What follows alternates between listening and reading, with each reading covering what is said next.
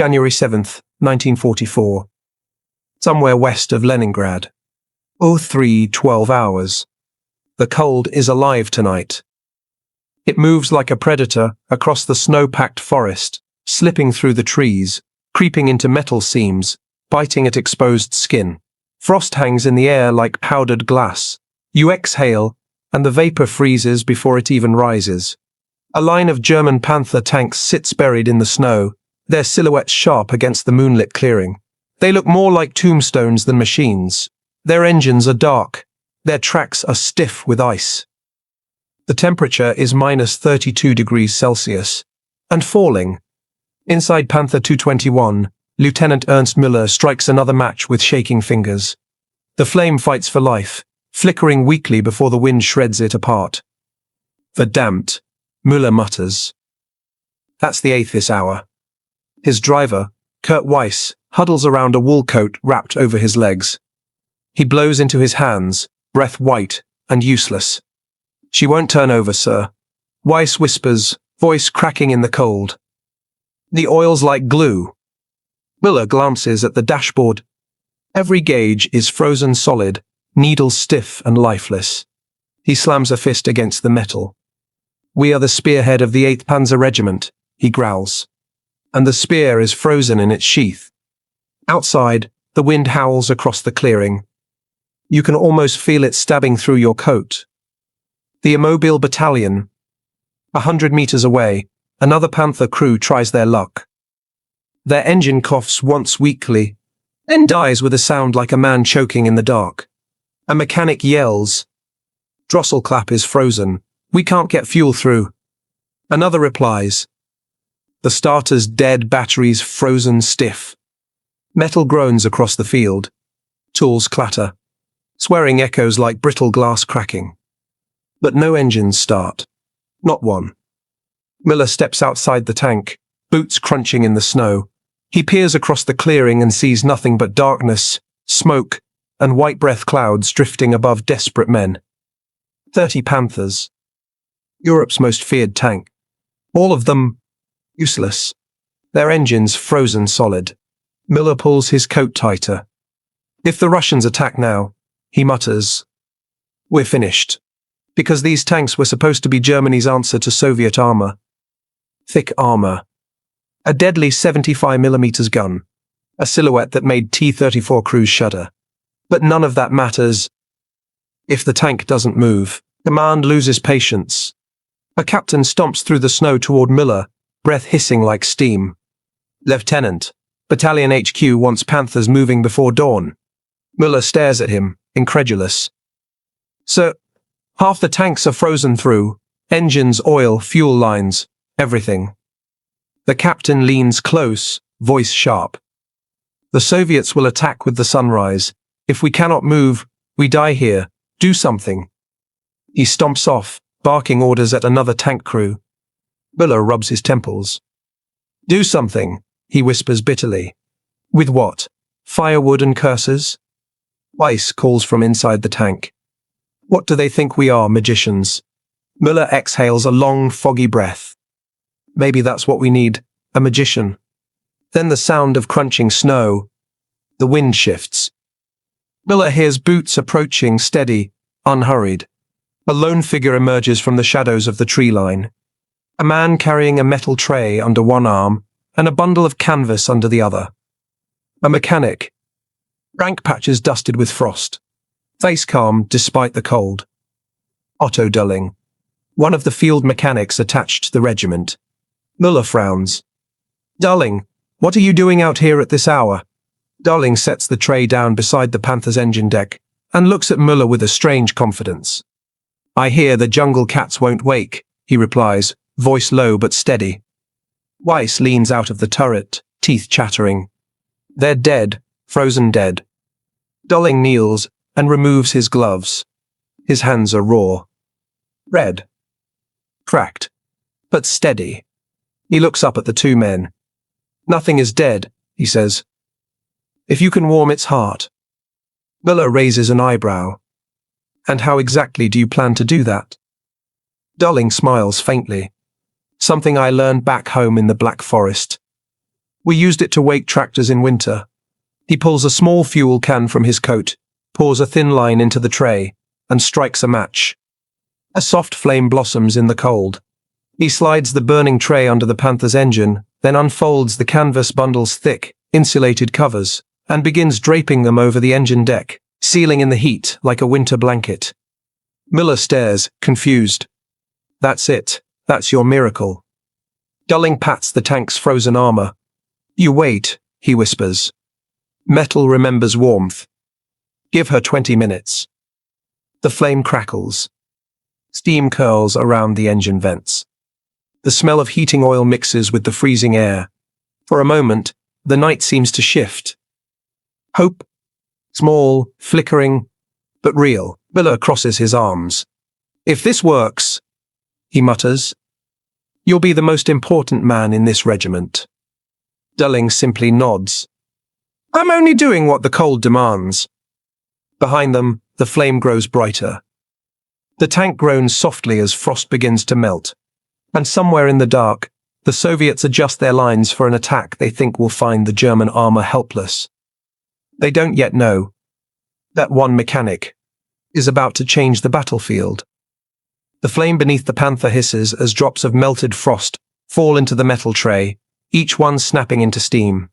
The insulated cover draped over the engine deck inflates slightly as heat collects beneath it, like a lung taking its first breath. Müller stands with his arms crossed, stamping his feet to keep the blood flowing. Weiss huddles inside the turret opening, watching the mechanic work with narrowing eyes. Dölling crouches beside the hull, listening not to the wind, not to the fire, but to the metal itself. You hear that? He asks quietly. Müller frowns. Hear what? Dölling taps the engine deck lightly with a knuckle. A faint, hollow clink echoes back. Weiss squints. What does that mean? It means the frost inside the block is shifting, Dölling murmurs. It's waking. The lieutenant can't help but feel a small spark of hope warming inside him, almost as warm as the fire beneath the engine. But before he can speak, a shout echoes across the clearing. Engine crews, report your status. The captain from earlier stomps past in a fury, inspecting each tank. Angry breath clouds burst from his mouth like steam from a locomotive. Tank after tank reports the same depressing verdict. Starter frozen. Oil solid. Fuel line cracked. Nothing. The captain reaches Müller's Panther. You? He snaps. Still dead. Before Müller can answer, Dölling stands and wipes soot from his hands. Still waking, he replies calmly. The captain glares at him. Fire trays? Blankets? This isn't a farmhouse, Dölling. It's war. Dölling turns slightly, eyes icy, voice controlled. And war doesn't care how the engine wakes, only that it does. Müller hides a smirk. Weiss chuckles softly into his coat. The captain scowls and storms off. Inside the Panther's frozen heart, 20 minutes pass. Then 30. The stars shimmer like flecks of ice across the sky, and the cold bites harder. Weiss's breath turns to frost on the turret hatch, but beneath the insulated cover, something has begun to change. Dölling runs his hand along the metal. No longer freezing to his touch. Only numbingly cold. He nods to Müller. Open the deck. Müller hesitates. If this doesn't work. It will, Dölling says firmly.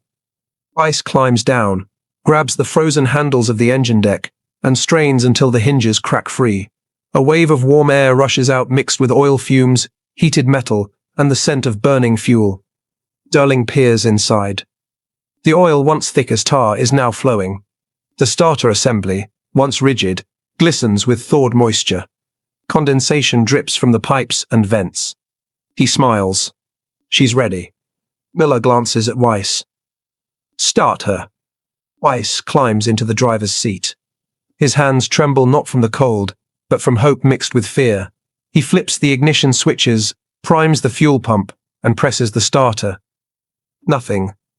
Weiss curses under his breath. Again. He tries a second time. The engine growls, coughs, once then falls silent. Miller sighs. We're still dead. But Dölling raises a hand. No, she's close. He kneels beside the engine, listening again. You can almost hear her shivering. Weiss tries a third time. The starter whines. Fuel vapor ignites. The engine sputters, coughs, shudders. And then, with a deep metallic roar, the Panther engine comes to life. The sound echoes across the frozen forest like thunder. Miller's eyes go wide. Weiss laughs, slapping the metal console. She's alive. Dölling stands, face illuminated by the engine's warm glow. One down, he says calmly. 29 to go. The entire battalion watches. Other crews rush over, breath steaming in excitement. The captain returns, stunned, eyes wide. That's impossible, he whispers. Dölling shrugs. The cold demands respect. Give it heat, and it returns the favor. The men immediately begin shouting to their comrades. Bring trays, bring canvas. Do what he did. We can save the others. Within minutes, dozens of fuel trays glow across the snowfield. Canvas blankets drop over engine decks. Mechanics kneel to coax life into frozen machines. The clearing transforms into a ghostly workshop firelight dancing across steel monsters, fumes rising into the night sky, men working through the cold with frantic energy. Miller steps beside Dölling. You may have just saved the regiment. Dölling shakes his head. Not yet, but we have until dawn. Miller looks across the rows of silent Panthers, now glowing with firelight beneath the covers. And when dawn comes... Dölling's eyes narrow. When dawn comes, he says, looking east toward the Soviet lines, our cats will be awake. The tanks groan. The fire hisses. The night tightens.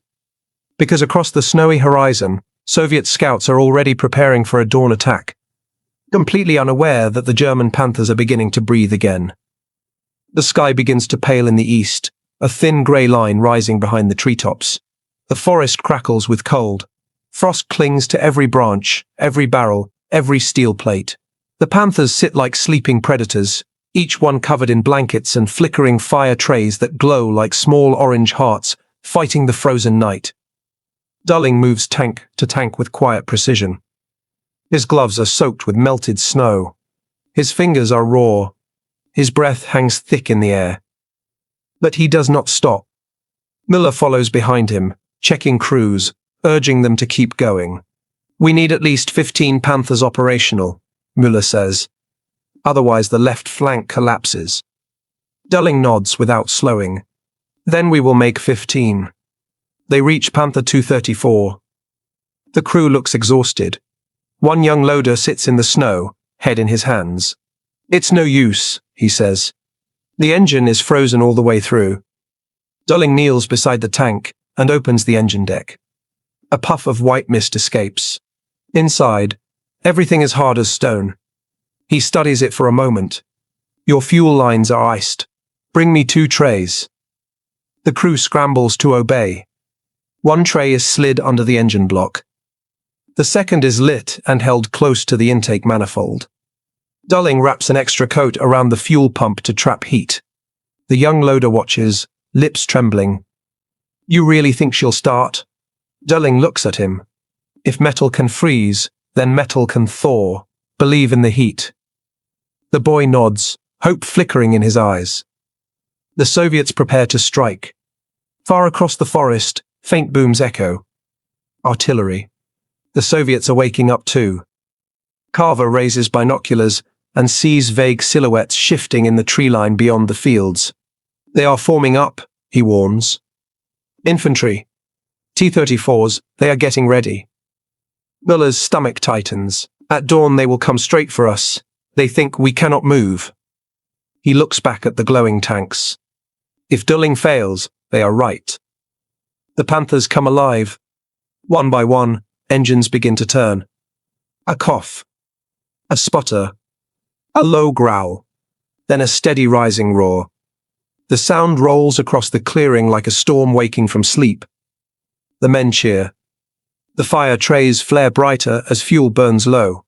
Tank 221 roars first, then 234, then 187. Steel giants shaking off the frost that gripped them like a vise. Miller rushes toward Dölling. That is 8 Panthers awake. Dölling wipes soot from his face. Give me 30 more minutes. Miller glances at the sky. The darkness is lifting. A pale blue light creeps across the snow. We have 20 at most. Dölling does not hesitate. Then I will work faster. He moves to the next tank, hands blackened, breath shallow, refusing to slow down. Other mechanics watch him and begin copying every movement. Trays lit. Covers placed. Oil checked. Fuel lines warmed. Hope spreads across the battalion like fire across dry leaves. The captain returns. The captain from HQ strides across the clearing, frost snapping under his boots. His eyes widen as he hears engines rumbling. You have done it, he says quietly. Dölling shakes his head. Not yet. I need more time. The captain looks east at the Soviet lines. The horizon glows faint red. The early artillery flashes reflect off the clouds. We are out of time, he whispers. And then it happens. A distant whistle. A rising scream. A Soviet artillery shell crashes into the forest behind them, exploding in a spray of soil and ice. The attack has begun. Miller shouts, "Crews to your tanks. We need every operational Panther up front." The men scramble. Engines rev. Hatches slam shut. Snow bursts beneath treads as the first tank moves forward. But Dölling stays outside. He runs to one last Panther, hands shaking from exhaustion, fire tray clutched like a lifeline. Miller grabs his shoulder. Dölling, we have enough. Come inside the lines. Dölling pulls free. One more tank could save a platoon. Let me finish.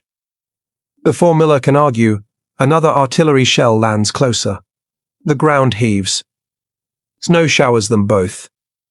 Dölling does not stop. He slides the tray beneath the tank and lights it. His hands tremble. His breath rasps. But he keeps going. Miller stares at him, stunned by the intensity. This is not a mechanic.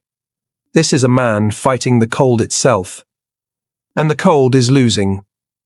The last Panther's engine begins to groan and shift. Dölling listens closely. She will wake, he whispers. She will wake in time. But Soviet infantry are already moving. Shadows stretch across the snow. T-34s roll through the tree line.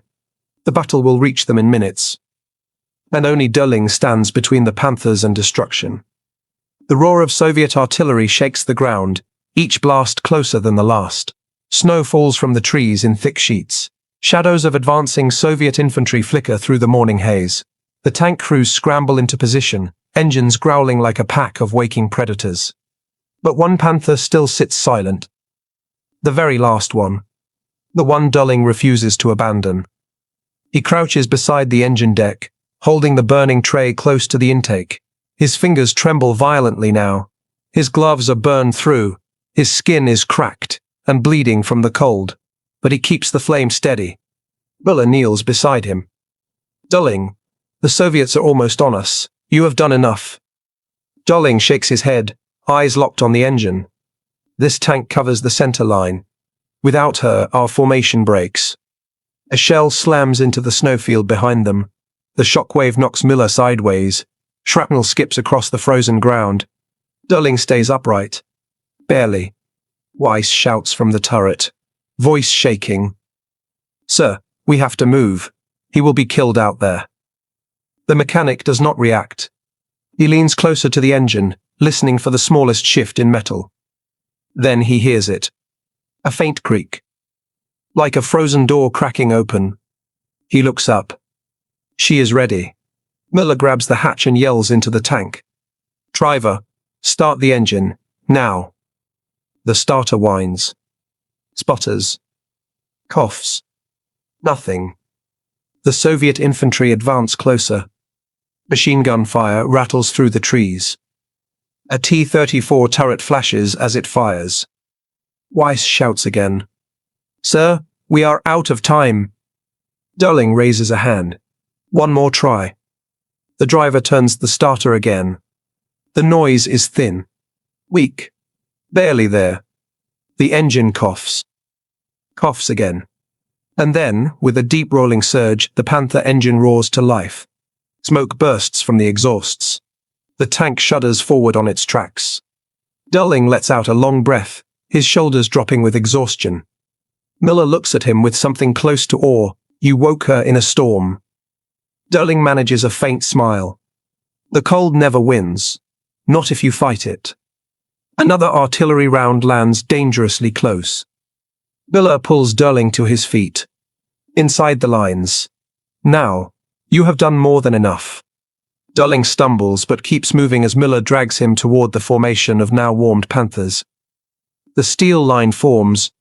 15 Panthers now sit in a defensive crescent across the clearing. Engines rumbling. Treads grinding into the snow. Turrets turning toward the tree line, where Soviet armor approaches. The captain climbs onto a nearby tank, waving his arm. Hold this position. Do not let them through.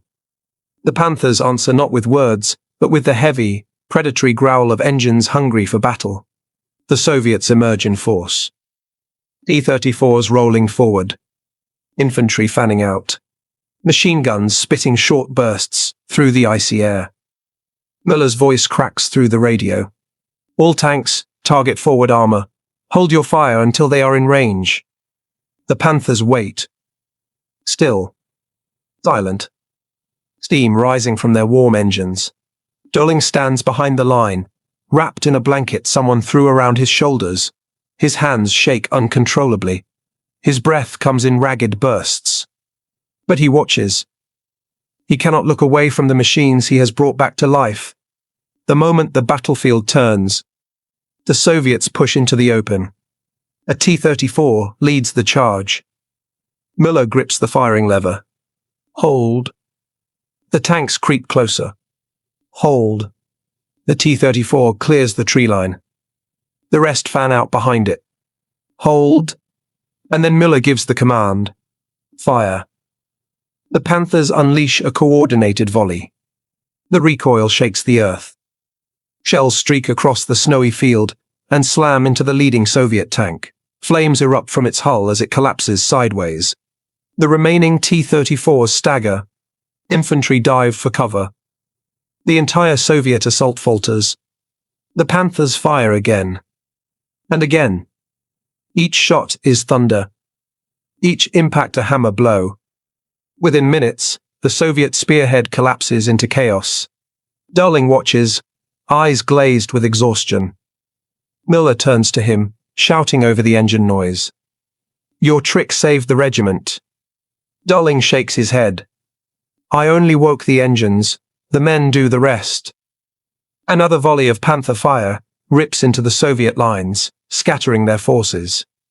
The cold morning explodes with flame and smoke. The Panthers advance. The Soviets retreat, and Dölling, the mechanic who refused to let the cold win, collapses to his knees as the weight of the night finally catches him. But the battle is not over. Something darker is coming. Something that will test the limits of every tank and every man on the field. The early morning sky turns a bruised grey as smoke from the first exchange drifts over the clearing. The air smells of burning fuel and shattered metal. T-34 wrecks smolder across the snow, dark shapes crumpled by Panther fire. But the Soviet attack does not stop. It regroups. A distant engine rumble begins to grow louder. Heavier. Deeper. Miller hears it before the others. That is not infantry support, he mutters. That is something bigger. Weiss peers through the optics. Sir, more armor, a lot more. Out of the fading tree line, a second Soviet force emerges. At least a dozen T-34s, flanked by infantry on sleds. Mortar crews kneel in the snow, already setting up. Machine guns hammer short bursts to cover the advance. The battlefield that had seemed under control moments ago now shifts dangerously. The Soviets know the Panthers are awake. Now they want to crush them before they can regroup. Miller keys his radio. All Panthers prepare to reposition, maintain spacing. They are coming for the center. He looks back at the tanks behind him. 15 steel beasts. 15 that should have been 30. But 15 is enough. It has to be. The cold takes its own toll. Dölling tries to stand. His legs shake violently. He grips the side of a tank to keep from falling. One mechanic rushes to him. "Sit down. You are exhausted. You cannot work anymore." Dölling waves him off. "The cold will freeze the engines again if we idle too long." Müller overhears and turns sharply. "Dölling, no. You are done. The engines are hot now." Dölling's head tilts slightly. "Hot enough?" Before Müller can answer, another muffled explosion rocks the ground.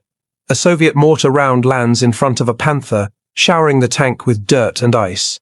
The crew ducks inside, shouting to close hatches. Another round lands behind them. The Soviets are bracketing the formation. The captain yells into the radio. "They are targeting our engines. Keep them moving. Keep them warm." Dölling smirks weakly. "See, Lieutenant, even the Soviets agree with me." Müller grabs his shoulder. "You need medical attention." Dölling looks up, eyes glassy but defiant. "The tanks need me more." He stumbles toward the next Panther, checking the engine vents, making sure no frost forms. His hands tremble so badly he can barely touch the metal. But he keeps going. The Panthers shift into battle formation. Müller climbs into his tank. Weiss grips the controls. The gunner adjusts the sight, breathing slowly, forcing calm into his fingers. "Range 800 meters. Weiss reports. Müller nods. "Hold fire until they are closer.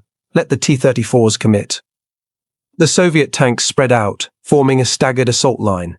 Their turrets turn slowly, each barrel leveling toward the German Panthers. A Soviet commander stands in the hatch of the lead tank, binoculars raised. He sees the German line forming and signals aggressively to advance. The T-34s surge forward. "Driver, forward 10 meters, Müller orders. "Gunner, target left flank." Ice eases the Panther forward, treads grinding through the snow. Through the periscope, Müller sees the entire battlefield shifting. Smoke trails. Fire flashes. Shadows of infantry weaving between tank hulls. The Soviets roar in, and the Panthers are waiting. The clash of steel and ice. The first T-34 fires. The round slams into the front armor of Panther 187, sparking violently, but failing to penetrate. The German tank immediately returns fire, its long 75mm gun spitting flame. The shell pierces the T-34's hull. A plume of black smoke pours out. More tanks engage. More shots trade across the field.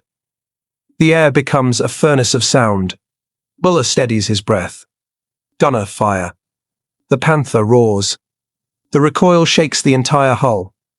The shell hits a Soviet tank dead center, blowing open its turret ring. Weiss yells, pointing. Infantry on the right, they are bringing flamethrowers. Müller adjusts the turret. Gunner, sweep the snowbank.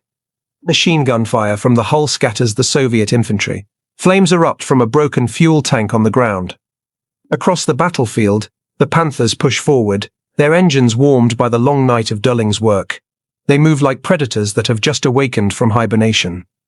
The Soviets expected frozen steel. They got fire instead. A moment of crisis. Through the binoculars, Müller sees something alarming. Panther 234 is slowing. Smoke begins to rise from its engine deck. Müller's stomach drops. Its engine is losing heat. The crew radios in. "We are frosting again. Temperature is dropping. We may stall." Dölling hears the call. He throws off the blanket, stumbling toward the struggling tank. A mortar explodes nearby, knocking him off his feet. Snow blasts into the air. Shrapnel whistles past. Another mechanic runs toward him. "Stop! You cannot go out there. It is suicide." But Dölling drags himself to his knees. "If that tank freezes, the line breaks," he gasps. "It cannot freeze." He forces himself up, limping toward the Panther even as Soviet fire rips across the clearing. Müller sees him through the periscope, eyes widening. Dölling, get down, get out of the open. But the mechanic is already climbing onto the back of the tank, fighting through pain, fighting through terror, fighting through cold that has already claimed half his strength. He reaches the engine vents. Steam pours out. He rips off his gloves and begins clearing the buildup of ice with his bare hands. His palms bleed instantly from the cold. But he keeps digging, clearing, warming, saving the engine from death. The Soviets press the attack. The Panthers fire. Snow melts under burning steel. And Dölling clings to the back of the tank, giving everything he has left to keep the heart of the machine alive. But something is about to happen that no one is prepared for. Something that will make even hardened soldiers go silent. The battlefield shakes with constant fire. The snow is churned into muddy slush beneath tank treads. Smoke clings to the ground like low fog. The Panthers are holding the line, but barely. And on the engine deck of Panther 234, Dölling hangs on with the last of his strength. His fingers are bleeding. His breath is ragged. His vision swims from exhaustion. Every few seconds he has to blink frost off his eyelashes just to see. But he keeps working. Inside the tank, the crew calls out. Engine warming, RPM stabilizing, she is holding. Dölling hears the words and lets out a thin, exhausted laugh. I told you she would. Another Soviet tank fires. The round slams into the ground near Panther 234, showering Dölling in snow and dirt. He clings to the engine deck, teeth clenched. A shard of frozen wood slices across his cheek. Blood mixes with frost. Miller watches through the periscope, heart pounding. Driver, get us closer. We cannot leave him exposed. Weiss hesitates. If we go too far forward, they will target us. Miller snaps. I said closer. The Panther lurches ahead, sliding between Dölling and the advancing Soviet infantry, shielding him with its armor. Another Panther joins the move. Then another. Soon 3 tanks form a protective triangle around Dölling, their guns firing in coordinated bursts. They are fighting, because one exhausted mechanic refuses to stop. The turning of the battle. The Soviets begin to falter. Their infantry wavers. The T-34s, already battered, start to pull back. Gunfire slows. Machine guns sputter out. Mortars fall silent. The Soviet commanders realize what happened. The Panthers are mobile. Not frozen. Not dead. Alive and angry. This was supposed to be an easy breakthrough. Instead, it becomes a retreat. One by one, the Soviet tanks reverse and vanish back into the tree line. The infantry scatter. The battlefield grows quiet except for the growl of Panther engines cooling in the cold morning air. The battle is over. And the Germans have held. The moment the regiment understands. Miller climbs out of his tank and runs across the slush toward Panther 234. 2 crewmen help Dölling down from the engine deck. His legs nearly give out. His hands shake violently. Miller grabs him before he collapses. Easy, easy now, you saved us. Dölling's voice is weak.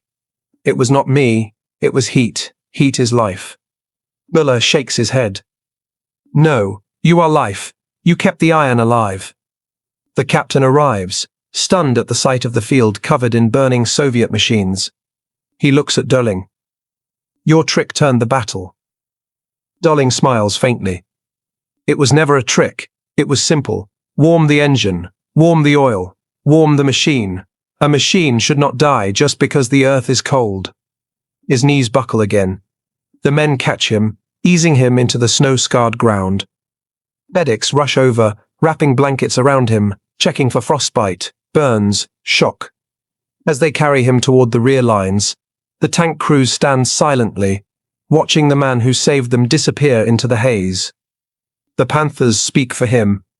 Across the battlefield, engines rumble steadily. 15 Panthers alive. 15 that should have been frozen forever.